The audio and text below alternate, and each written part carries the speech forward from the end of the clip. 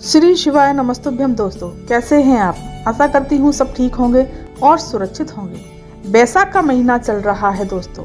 बैसाख का महीना बहुत खास महीना होता है। इस महीने में बहुत ही पुण्य दान धर्म किए जाते हैं और पूजा पाठ किए जाते हैं। चलिए जानते हैं कि बैसाख के महीने में क्या क्या करना चाहिए। गुरुदेव ने इसके बारे में बहुत अच्छा बताया है। इस वीडियो को दोस्तों आप अंत तक देखिए, पूरी जानकारी प्राप्त कीजिए और इन उपायों को, इन कार्यों को अवश्य कीजिए। वीडियो पर आगे बढ़ने से पहले अगर आप चैनल पर नए आए हैं तो चैनल को सब्सक्राइब कीजिए, वीडियो को लाइक कीजिए और कमेंट में श्री शिवाय नमस्तुभ्यम अवश्य लिखिए। इस पूरी वीडियो में आज हम 4 उपायों के बारे में बात करेंगे। अगर आप इनमें से आप एक भी उपाय कर लेते हैं तो बहुत ही उत्तम माना जाता है। कोई भी एक उपाय कर लीजिए और अपने जीवन को सार्थक बना लीजिए। पहला उपाय आपको बेल के फल से करना है। दूसरा उपाय पार्थिव शिवलिंग बना करके करना है, जिससे कि आपकी सारी इच्छाएं पूरी होंगी। तीसरे उपाय की बात करेंगे, आपको माता लक्ष्मी के लिए कमल गट्टे से उपाय करना है। चौथा उपाय दोस्तों आपको एक दीपक से करना है। इन उपायों को बहुत ही अच्छे से और विस्तार से बताऊंगी, आप समझने की कोशिश कीजिएगा। तो आपको सबसे पहले बेल के फल का उपाय करना है। अब बेल का फल का उपाय किस लिए करना है? जो व्यक्ति बीमार रहता है वो पूरे दिन दवाइयाँ खाते रहते हैं, उनकी शुरुआत दवाइयाँ खाकर ही होती है, तो आप बेल के फल का उपाय अवश्य करें। सबसे पहले आपको एक बेल पत्र का फल ले लेना है। उस फल को लेकर के आप शिव मंदिर जाएं और शिवलिंग के सामने या किसी भी जगह पर शिवलिंग से टच करता हुआ उस बेल को चढ़ा दीजिए और आंख बंद करके महादेव से प्रार्थना कीजिए, भोलेनाथ से प्रार्थना कीजिए कि बाबा हमारे घर में जो भी व्यक्ति हो, आपके घर में बीमार रहता हो, उसकी दवाइयाँ चलती रहती हों, उसके लिए प्रार्थना करनी है कि उसकी बीमारियाँ प्रभु हर लें, उसकी बीमारियाँ खत्म कर दें और वो व्यक्ति निरोगी हो जाए, स्वस्थ हो जाए। ये प्रार्थना करने के बाद उस बेलपत्र का क्या करना है दोस्तों, आपको उठाकर लेके आना है। लेकिन दोस्तों ऐसे ही उठाकर नहीं लेके आना, आपको झोली फैला करके भगवान से, भोलेनाथ से प्रार्थना करनी है कि भगवान इस बेलपत्र को आप औषधि बना दें, आप दवाई बना दें। औषधि बना करके उस बेलपत्र को भगवान से प्रार्थना करके उस बेलपत्र को उठा लाएं। और उसके बाद में आप ये सोचते हो कि भगवान शिव पर चढ़ी हुई चीज़ को खाते नहीं हैं, तो ऐसा ना सोचें, क्योंकि उसको आप औषधि के रूप में लेके आ रहे हैं, भगवान शिव से औषधि के रूप में मांग कर ला रहे हैं। तो दवाई तो हम खा ही सकते हैं दोस्तों, तो इसलिए आप उस बेलपत्र को ले आएं और उस बेलपत्र को लाने के बाद अपने घर में कहीं भी रख दें या फ्रिज में रख दें या ऐसी जगह रख दें जैसे कि वो खराब ना हो। और फिर उसके बाद आपको उसी दिन नहीं खाना है उसको, लेकिन उस दिन नहीं खाना।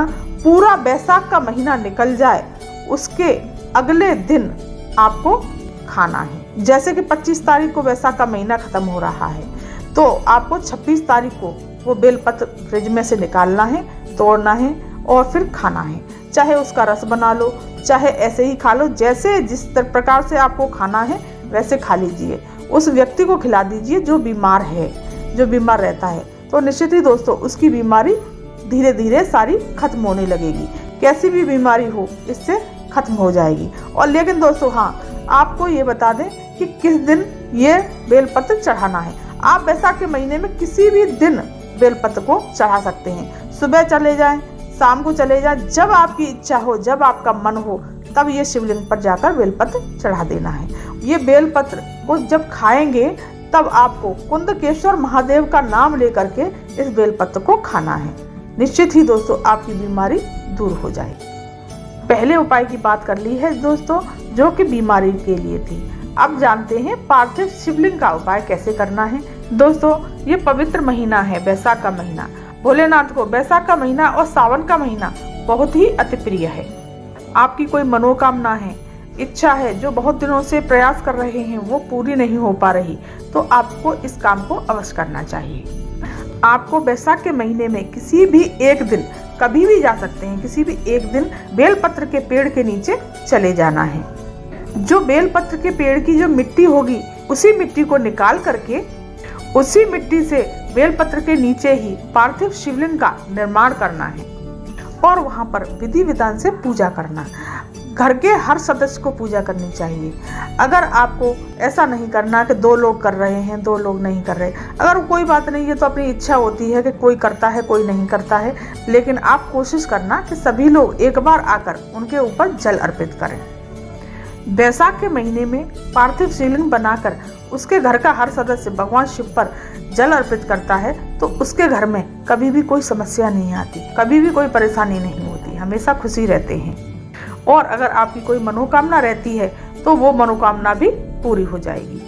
उसके बाद पूजा अर्चना करने के बाद उस पार्थिव शिवलिंग को नदी, तालाब, सरोवर में कहीं भी विसर्जन कर देना। अगर नदी, तालाब, सरोवर आपके पास नहीं है तो आप एक बाल्टी में जल भरकर उसमें शिवलिंग को विसर्जित कर दें और फिर उस जल को, उस मिट्टी को किसी पेड़ के नीचे डाल दें। तीसरे उपाय की बात करते हैं दोस्तों, कमल गट्टे की। अगर आपके यहाँ लक्ष्मी नहीं है, लक्ष्मी से परेशान है, धन नहीं है, तो आपको क्या करना है, पूरे बैसाख के महीने में जब भी आप शिवलिंग पर जल चढ़ाने के लिए जाएं तो एक कमल गट्टा तांबे के कलश में डालकर फिर आप शिवलिंग पर अर्पित करें और श्री शिवाय नमस्तुभ्यम का जाप करते हुए। लेकिन दोस्तों आप उस कमल गट्टे को बार बार यूज नहीं करना है। उस कमल गट्टे को एक बार यूज करने के बाद फिर वहीं पर छोड़ देना है। कमल गट्टे दोस्तों कहीं भी किसी दुकान पर मिल जाएंगे। कमल गट्टा बहुत सस्ता आता है और आप इस उपाय को अवश्य कीजिएगा। जब आप ये उपाय करेंगे तो बैसाख का महीना खत्म होने के साथ साथ आपको महसूस होने लगेगा कि हमारे घर में माता लक्ष्मी का आगमन होने लगा है, माता लक्ष्मी हमारे यहाँ आ रही है। चौथे उपाय की बात करते हैं दोस्तों, एक दीपक से उपाय करना है। आप इस बात को समझिएगा। पहले मैं आपको ये बता दूं कि इस उपाय का काम क्या है। जो भी ये उपाय व्यक्ति करता है तो आपके घर में जितनी भी बड़ी से बड़ी बीमारी होगी वो भी खत्म हो जाएगी। लेकिन दोस्तों इस उपाय को करने का एक नियम है। पहला नियम तो दोस्तों ये है कि ये उपाय किसी और दिन नहीं करते, सिर्फ शुक्रवार के दिन ही कर सकते हैं। एक मिट्टी का दीपक ले लेना है और उसमें घी का दीपक जलाना है। घी का दीपक, लेकिन लंबी बाती का दीपक जलाएं।